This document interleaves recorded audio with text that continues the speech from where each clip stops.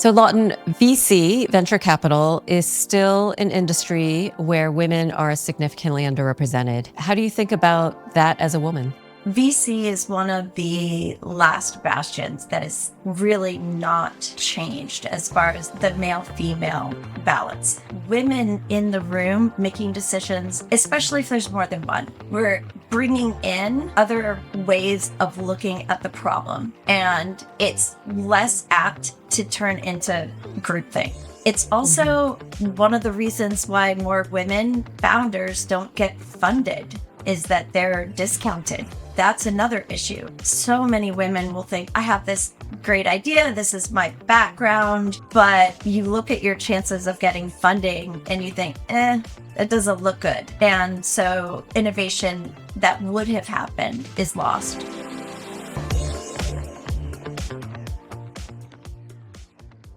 Hello, and welcome to the Leadership Dance, where we explore the art of leadership with trailblazers in business and the arts. If you enjoy this show, please subscribe, share, and leave a 5-star rating. And if you're listening to this episode right now, also check out our YouTube channel at The Leadership Dance. I'm your host, Alissa Lynch, and today I'm joined by the beautiful and talented Lawton Cummings. Lawton is a general partner at Capital Factory, the center of gravity for tech entrepreneurs in Texas, where she sources and leads investments in high-growth startups.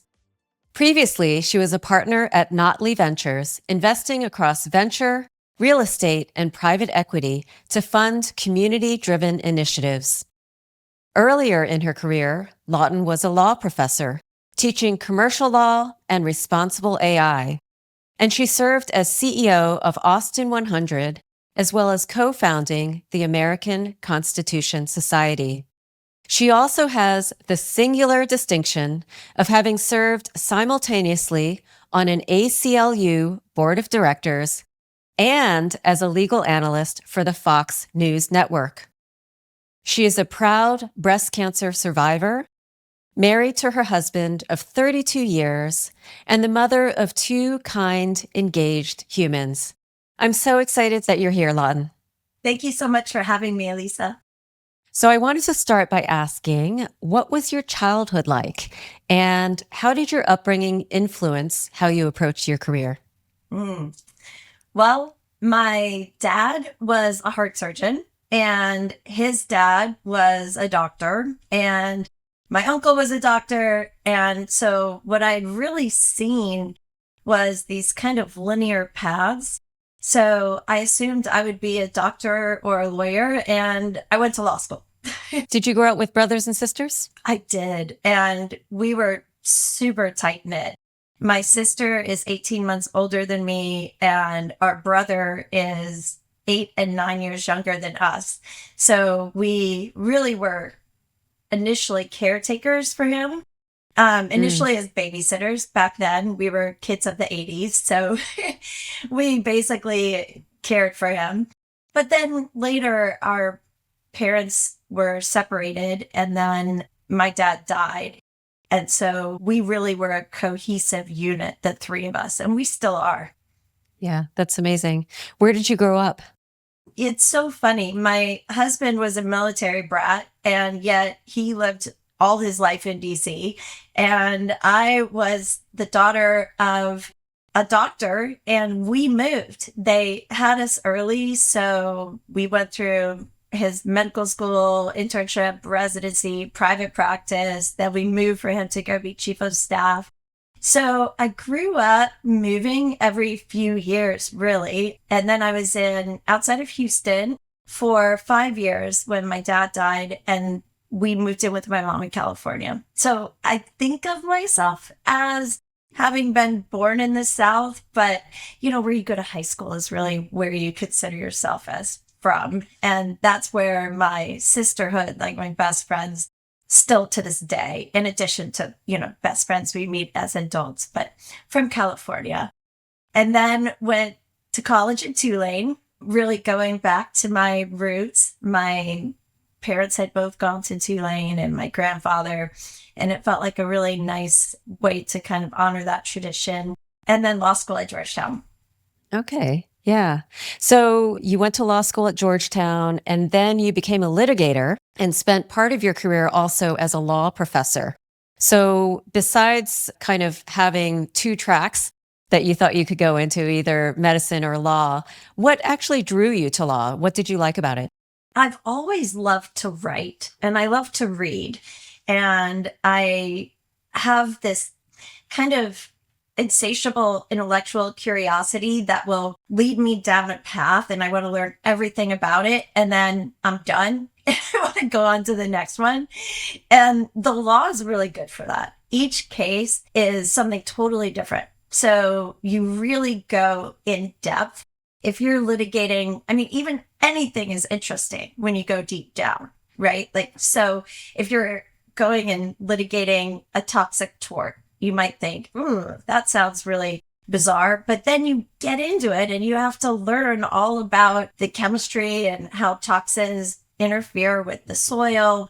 And so the law is really good for that. The only problem is once you start practicing, you become increasingly told that you need to specialize, which makes it boring. The zero sumness of litigation, I believe, is one thing that can lead someone to burn out and feel like they're lacking in some purpose. I really enjoyed litigation. It was something where I was on the road a lot and having little kids and my husband deployed. So it became really hard. I decided to go on the market to become a law professor because I thought, as an attorney, again, back to what I originally was thinking, I'd be in this lockstep career, which I eventually did away with that mindset. But thinking, okay, either you become a partner at a law firm or a law professor or a judge. That's what I was thinking. Mm-hmm. And so being a law professor seemed like it was perfectly suited for me. And I think it was until, again, the requirement to become highly specialized made it less appealing. But to go on the market to become a law professor, you really need to be published. So I took a few weekends and about a week maybe off of work and actually put pen to paper and really researched and wrote an article, got published, went on the market, and was matched with Washington and Lee and loved my time there. I was teaching crim and legal ethics from the philosophical standpoint, philosophies of the law, and writing in that area, which is really rich with things to write about. And then in order to move to George Washington, which I really needed to do for family reasons, my husband was commuting on the weekends. It's a 3-hour drive and I had 2 little babies. So it was not really working for our family. But in order to make that move, they asked me to teach commercial law. And I graduated number 1 in my class in commercial law. So I said yes. But that specialization is so highly specialized and it becomes a slog to write about something that is so specific and narrow and to a limited audience. So you've mentioned that you had kids. Tell us about when did that happen in your career and how were you managing that when your husband was deployed? Oh, gosh, it was hard. That said, I always tell women who are thinking of having kids, and you know this, Alissa, there's never going to be a great time, right? We're all in careers and you're going to have that discomfort. For us, it was really hard because Craig had gone to West Point. And then after West Point, he had been thinking he would get out of the military, but then West Point asked him to come back and teach and said they'd send him to grad school. So we thought, great, this is before 9/11. And so he had just started his PhD program at Columbia. And I was a young practicing attorney and a new attorney in Manhattan at Davis Polk when the wars broke out. And we knew we wanted to have kids. I was in my early 30s and we had our kids then. And then he knew he would eventually need to go. So he really worked to choreograph when he went, and he went with Special Forces. He went with Joint Special Operations to Afghanistan. So they were doing 4-month rotations where they would go in country, and they were doing capture and kill missions every night. By then, I had 2 young kids. This was before we had FaceTime, before we even had really good Skype, and I was traveling all the time. So that was really hard. Then going to be a law professor, and I moved us while Craig was deployed. And Wow. he came back and went to this small town in Lexington, Virginia, which I loved because I love nature, and I was happy as a clam raising 2 little kids there and writing and teaching. But for Craig, it really was not ideal. He would not have been able to really actualize there, as far as his career went. And in retrospect, me either. So I'm pretty convinced that that is one of the factors, that stress that led me to get breast cancer. I know there's a lot of environmental factors involved. I didn't have any of the biological markers or genetic predispositions. No one in my family had it. And I believe the stress of those years of just worrying about him and having the kids were the bright spot, right? Like, and the work was great. The kids were amazing. On the outside, we were happy, but inside I had this low level stress that just wouldn't go away. Yeah, wow. So Lawton, so many things. I definitely want to dig into your journey with cancer, but I wanted to also just comment about having kids while working. It is really tough. And I had our first son when I was in business school. Oh, wow. So I finished business school part-time without, the rest of my class, and started a job full-time right away while I was pregnant with my second. And so I put pressure on myself not to take a long maternity leave because I felt like, oh, I have to prove myself. I just got hired at this job. And it was just exhausting, and we, as moms, I think we take on so much. And then as working parents as well, especially if, oh my gosh, my husband was around, but yours was all over the world. I can't imagine. But Alissa, it's the exact same pressure. And I believe that our generation, we were this experiment because our mom's generation, they were the ones who had gotten married and stayed home. And then when the 80s came about and it was really this huge divorce rate, women were going into the job market and going whole hog and saying, oh my gosh, what have I done with myself? And then for us, we were the generation that was thinking, I can do it all, right? I can have my family, I can have the career. And we just burned the candle at both ends. And I believe that that's what society expected of us also at the time. And what I've come to realize later is that either having some sections of your life where you say, okay, now I'm going to pull back a little bit, or being honest about what our needs are in the workplace and saying, I need to be home. Or, and honestly, even with breast cancer, the first time I had it in 2009, I was a tenure track law professor and was, I believe, even rightfully so, worried that it would affect my tenure if they knew I was in treatment. And so even though when I was in chemo, I wore a wig and continued to teach and go to conferences. And it's crazy to think back on it, because when it came back 10 years later, I believe I had both achieved a point in my career where I wasn't worried about that. And also, I believe society was catching up a little bit, where I was open about the fact that it had recurred and I needed to leave, and took a leave And then when I started to feel better, said, okay, I'm ready to jump back in now. The other thing I think, and I believe that you and me probably both have this going for us, is that our generation is super close with our kids.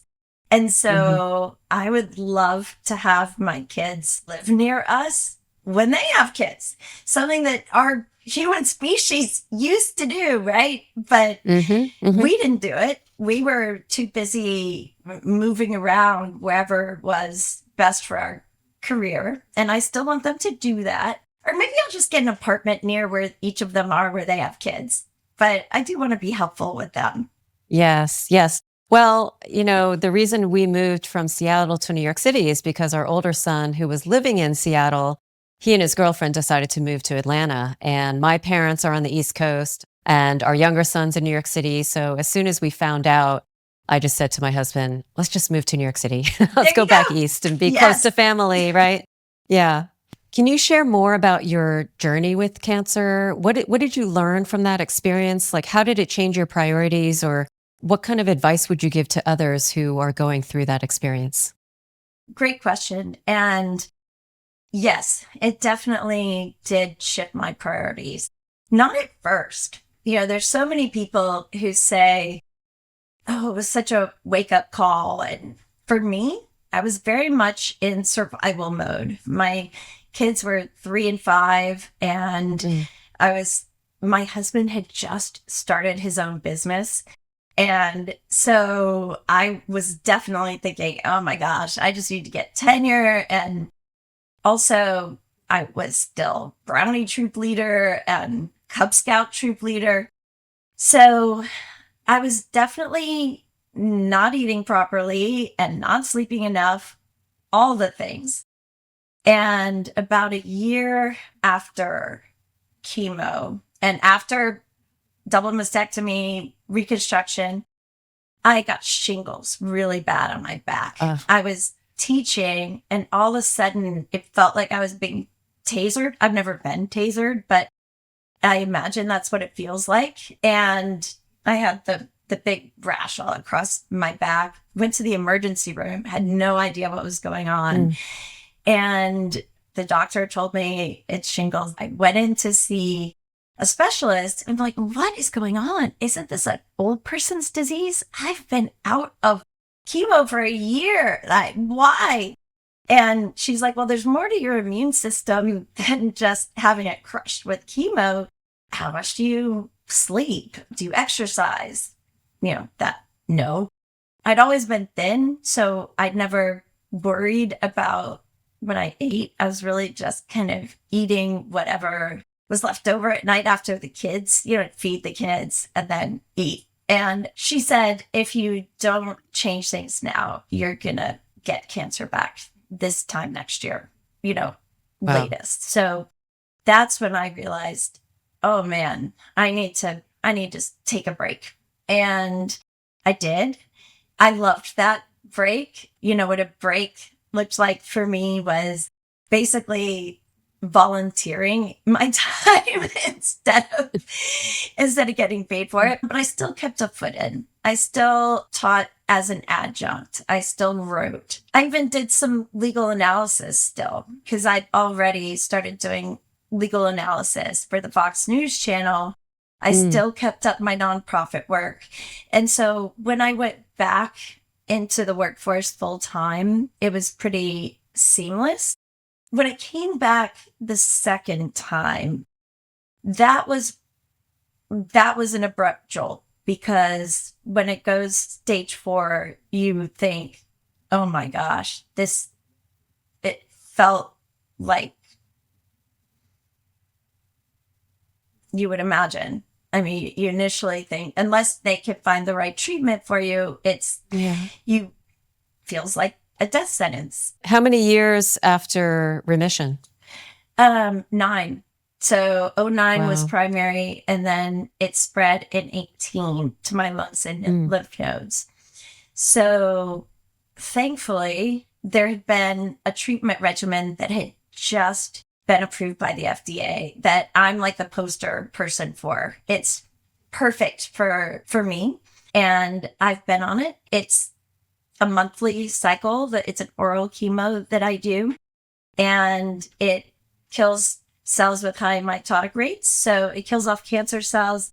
It also kills off red and white blood cells over time, since they have fast mitotic rates too. So I get run down at a certain time each month. And for several years, I really powered through that and was making the same mistake again. And it really wasn't until a couple of years ago, really, that I realized I have to take those days and be honest with myself, with scheduling, with my business partner about when I need that time, and with my family. I mean, there were times if someone said, "Hey, do you want to go on a trip?" Look at the calendar and be like, "Yeah, I can make it work." But then I just feel like crap the whole time. So I've now really learned to navigate that, and it's been wonderful. Letting go of trying to be perfect in everything allows you to be more authentically, even if it's sometimes less neat. It allows you to do more while being authentically yourself while you're doing it. Yeah. Wow, that's a really powerful lesson to learn. So, Lawton, I want to pick up on something that you talked about, which is that you continue to work as a legal analyst, and this came up in your bio, at Fox News Network. But at the same time, you were serving on an ACLU board of directors. So Yes. that sounds like a contradiction. What led you to do both? Well, I'll tell you, I have always been, one thing I love about the law is that you're starting from principles. And I have always felt this, just, I guess as a young person, I even felt this sense of justice. Like you feel like, oh, but that's the sense of what's right or wrong. And not in a black and white way, but in a very gray way, which is really what the law is about, where you can see shades of gray and facts. So being someone who cares very much about individual rights, and that's what the ACLU is really protecting, has been protecting speech and the rights of all people, regardless of political affiliation. And being a legal analyst, you're not advocating, you're explaining. So you're more of a translator. And one thing that's fun about it is that each case is different. So like I get a call early in the morning because basically when there's the news cycle, they'll have their meeting and they'll say, okay, to the schedulers, call one of the analysts and see who wants to do this. And then they knew for me, I was always asked which side I would want to take. But you get the call and here's the facts. Like the Somali pirate had boarded the ship, was one of them. Just like crazy things that are so fun and interesting factually. Like an astronaut, she had just landed, but she'd fallen in love with her fellow astronaut. And then she'd driven all the way there with duct tape and worn diapers to go see him. And do you want to talk about this? And the answer is usually like, yeah, that sounds really interesting. And then you give your like initial response. Like, what do you think about this initially?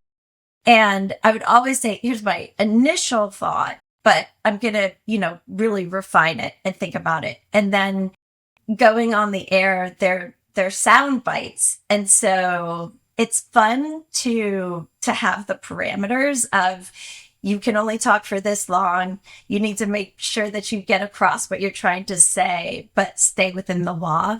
So I found it really fun. You also co-founded something called the American Constitution Society, which you founded to promote balanced discourse. Can you tell us more about that? When I was in law school, really the only game in town for going to something outside of class was the Federalist Society. And the Federalist Society is the conservative kind of legal think tank. They have been the ones to vet all of the judges and prosecutors for Republican governors and presidents.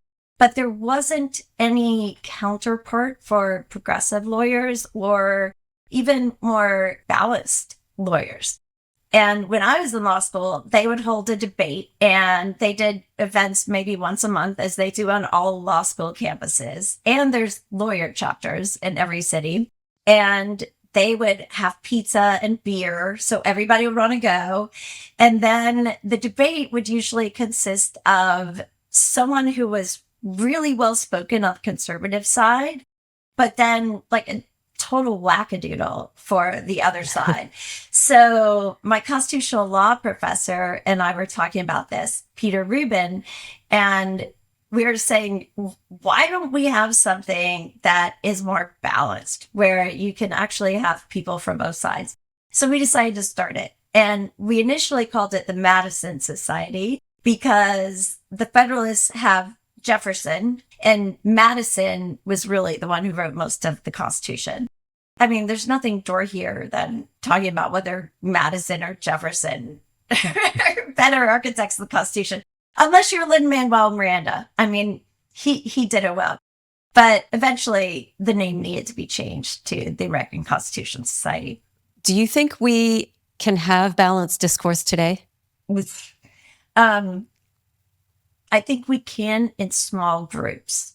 And that is my hope, is that can be pervasive. Right now, it's gotten to the point where with the social media algorithms, there's no incentive for balance.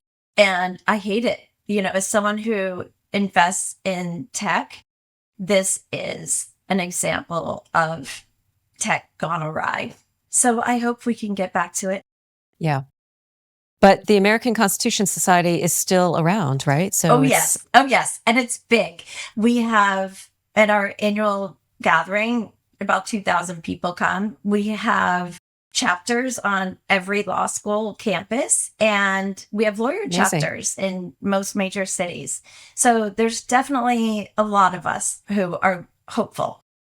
So Lawton, I want to just transition briefly to a round of rapid fire questions that I didn't prepare you for. Okay. So just say whatever comes top of mind. What's something you want to learn this year? Ooh. Right now, my husband and I have started taking dance lessons together, which is really fun. We have one tonight. I'm loving that. I have been going deep into the intersection of religion and science again. This is really what led me to transition from the law to venture capital. What's one small ritual that grounds you? A small ritual. I love walking my dogs in the morning. That's not a small ritual because I have 3. And so it involves a lot of work, but it's my favorite thing to do in the morning. Amazing. What's one word your friends or family would use to describe you? Oh, gosh. I hope loving and joyful, curious. I hope kind. You are all of those, Lawton. Thank you. Where do you feel most at peace? Nature. Well, the noise of the nature, but only the noise of the nature. And what kind of dance are you and Craig learning? We live in Texas. We're transplants. So we're right now country swing. Oh, how fun. Yes, yeah. It is fun. And it's very partner oriented, which is really neat for partners who've been together for 32 years. And I love your podcast called The Leadership Dance and choreographing your career. And relationships are also like that, right? They're a dance. It's neat to have that kind of physical connection where you trust, and where a lot of dancing with partners is initially just establishing that connection and the trust of the movement when you're going to move with the other person. Mm-hmm. So it's a neat metaphor for a relationship. Yeah. My problem is because I grew up dancing. When I dance with my husband, I want to take the lead. I don't let him take the lead. I bet. Yeah, I can imagine. I was an ice skater as a kid and just Oh, cool. like dance, but different surface, right? Ice instead of the Yes. stage. And so Do I you can let him take the imagine. lead? I do with dance. Yes. And it's fun doing that, I have found. There's something to that, I guess, like the trust falls in corporate. Team building. Yeah. Exactly. I think like that doesn't look fun. I don't want to do that. So many of the things that we've had to do have been like axe throwing. You know, when you're in venture, those are the types of things. And like walking on the high tightrope above when with nothing but your rappelling thing on. I'm like, this doesn't make me trust. But actually the being there and following, that involves trust in a different way. Okay, I have to learn to trust my husband. Yes. And actually you're leading in a different way. I mean, this is very much advice that my grandmother gave me when I got married. And my husband will say this all the time, that you're actually leading in that moment in subtle ways. And it's all about communication. And while he's called the lead because he's on the left foot, and he's supposed to be the one to remember the moves. Like when he's going to be the one to turn, he's supposed to give the gradual nudge, but oftentimes he doesn't. So I give a little nudge. So to the outside world, it looks like we're doing the traditional dance where he's leading. But in fact, it's a complete partnership. Yeah. I love that. I thought instead of partnership, I thought you were going to say, in fact, it's the woman leading. It is. I mean, honestly, this is, yes. I mean, you know, we rock. Okay. So Lawton, how did you get into venture capital? Well, great question. It's a very uncommon path to go from the law. And for me, it just really happened organically. As I mentioned earlier, I've always had these side interests. Well, actually, I guess the way I described it is being hyper focused on one thing and going deep and then going to the next. But in fact, I've had various interests going at one time. And I used to worry that I was just dividing my attention and somehow diluting it. But in retrospect, I've learned that that's not actually what I was doing. So I keep these stacks of things that I was interested in back before we had cloud storage. And at that time, let's see, back in, I guess, the early 2010s, I was really into how our consciousness and spirituality and religion intersected with quantum physics. And so I'd gone down that road.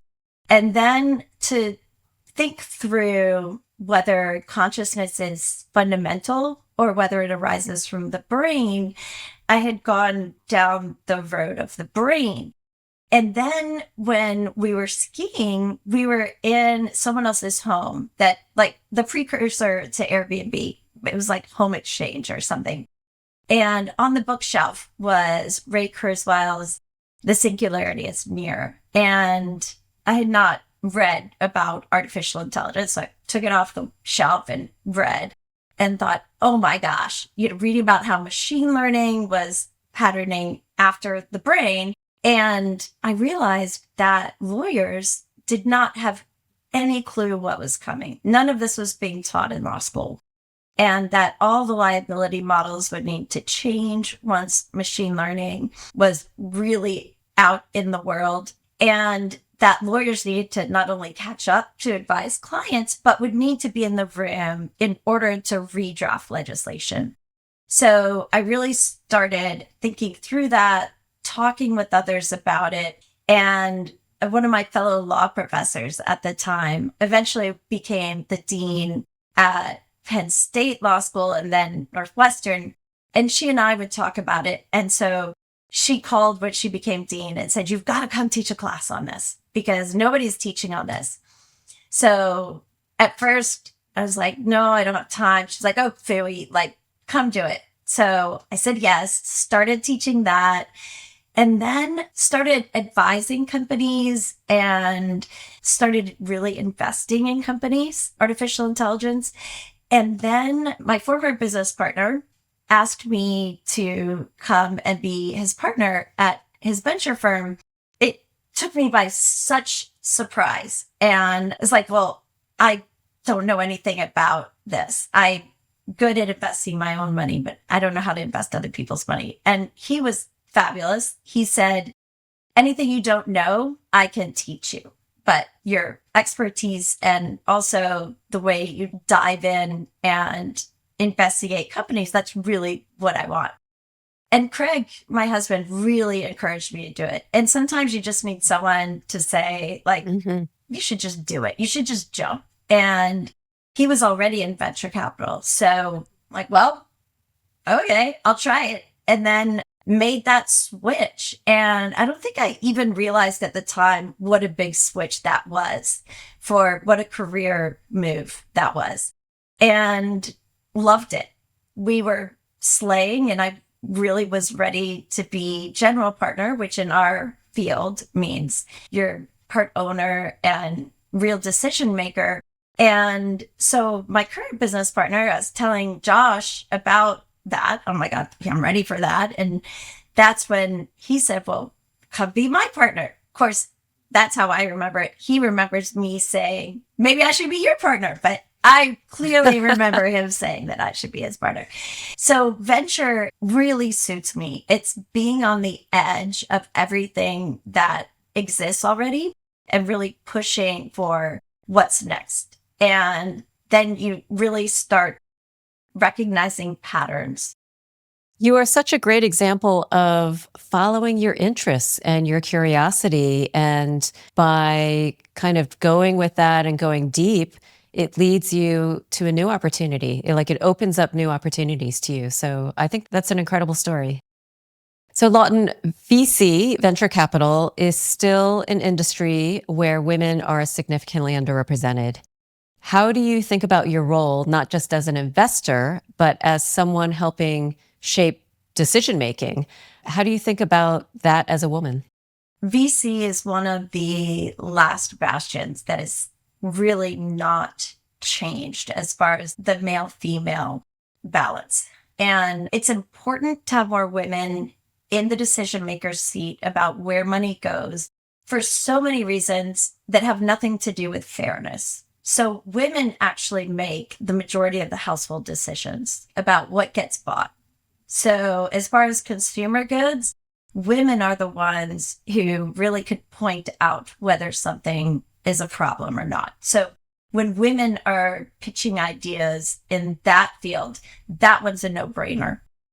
Then there's all kinds of research that shows that women in the room making decisions about even non-household products. So think tech, think defense, especially if there's more than one. If there's two or more in the decision-making room, we're bringing in other ways of looking at the problem, and it's less apt to turn into groupthink.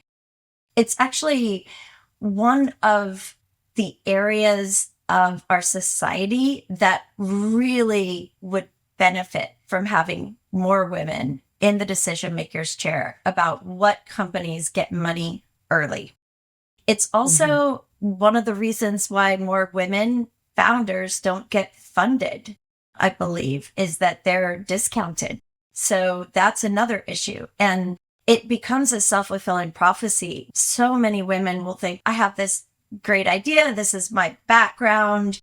But you look at your chances of getting funding and you think, that doesn't look good. And so innovation that would have happened is lost. Yeah, and it's not only in VC. I would also say in the boardroom, just a lot, some of the same dynamics. The fewer women you have, the Yes. harder it is to kind of have your voice heard. Yes. So there's a magic number of 3 in the room. Can you tell us just really briefly, what does Capital Factory invest in? What are some of the exciting companies that you are looking at? Capital Factory, when Josh initially started it, he started it as an incubator. But over time, it became so much more. And by the time I joined, we have now an advisory portfolio where we'll bring in really early founders who they have to have found their product market fit. But we have a whole host of advisors and mentors, and we can help connect them to capital and to customers. And then we have our venture funds where we invest money in those companies. And so when we bring them in initially for the advisory, we say we want, a little bit of skin in the game percentage, but then we also want the right to invest later when you raise your first institutional round. And that's when we bring the Texas Fund or the dual use fund. And then we also have a fund to invest in Henry Crown Fellow founded startups because Josh is a Henry Crown Fellow. You're a Henry Crown Fellow. My husband's a Henry Crown Fellow. My last business partner is a Henry Crown Fellow. So people might think like, oh, they're everywhere. They're really not. The Aspen Institute does an amazing job of selecting innovators who are about 20 a year who've reached some great level of success before they're 45 and takes them from success to significance. So we invest in their companies when they finish the program. And that has been really successful too. Amazing. Yeah, thank you for sharing all of that. Outside of Capital Factory, you're also involved with a number of other nonprofit organizations. And I understand that you and your husband, Craig, performed, maybe at separate times, at a Dancing with the Stars fundraiser for the Center for Child Protection. Can you tell us more about that? Yes, this is something that I love that Austin does. There's one of the nonprofits here that we're involved in, and I just is so near to my heart, is the Center for Child Protection. And what it is when a child is removed from an abusive home on an emergency basis, not when a social worker has been following the case and then, knocks on the door.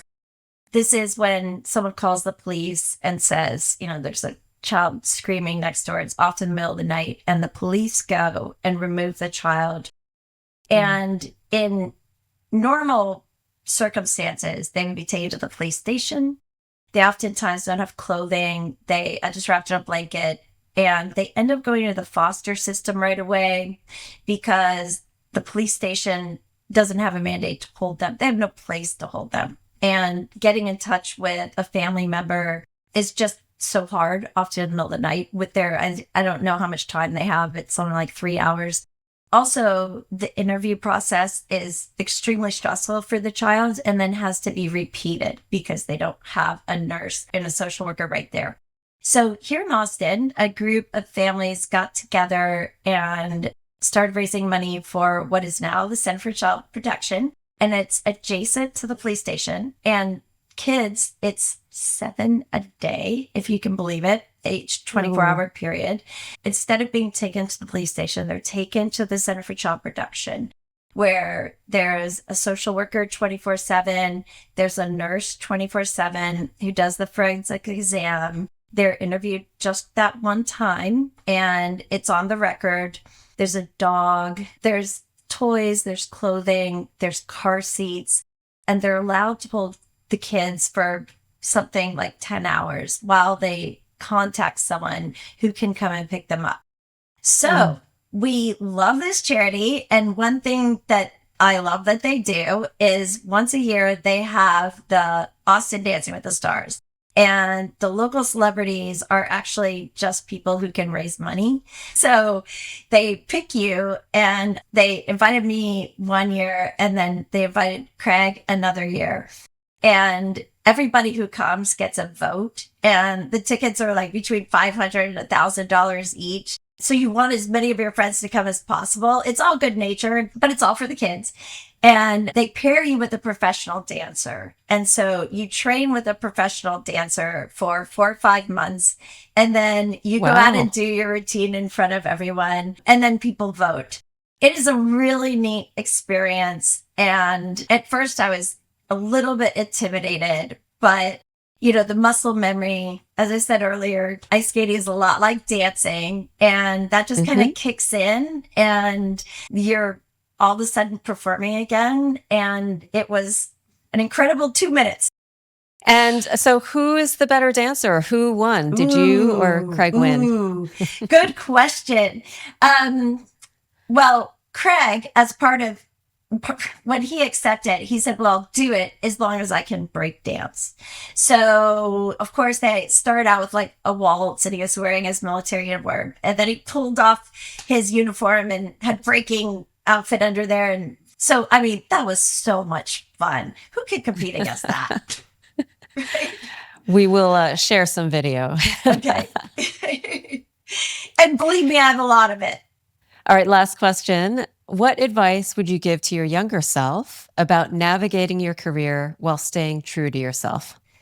Well, I would tell my younger self that really having this linear career is really an illusion.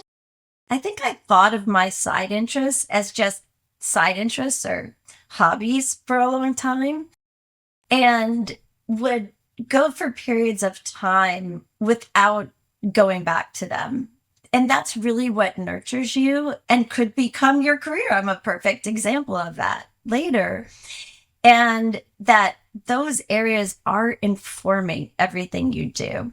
So to cultivate those interests and also to have more balance earlier, not allow myself to get burnt out. And I believe that these incredible humans that I've been blessed to have as my kids have really become the advice that I would give to my earlier self. Lawton, I've loved our conversation and hearing all about your leadership dance.